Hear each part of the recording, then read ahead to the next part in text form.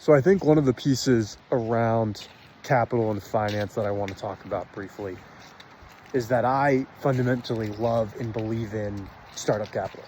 I think it's amazing that we've created these systems for early stage companies to raise money.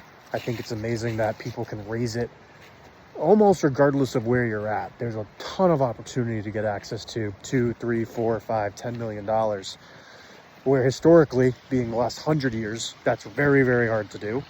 But today, there's tons of opportunity to do that.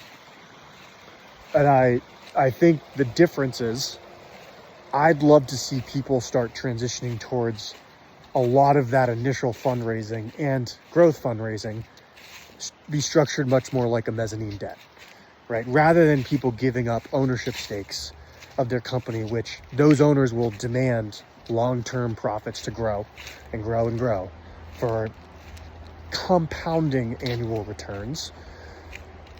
They can now say, hey, you know, I've needed this capital for 3 to 4 years. I've paid you back 25%, and our relationship is done. Because now I have cash flow that I can leverage as the business to continue my expansion needs. I'm not going to reach back out to very expensive equity sources to scale quicker and get a payout. And in return, I'm going to have full control of that business.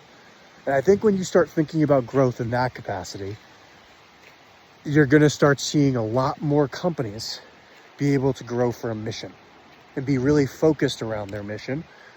And I think you're going to see those companies thrive the most because they're going to be free to grow. And then once they get to a certain level of scale, they'll actually be able to cut costs and provide better services to their customers. And hopefully that allows them to differentiate enough to gain a massive market share and change how that capitalism structure works long term.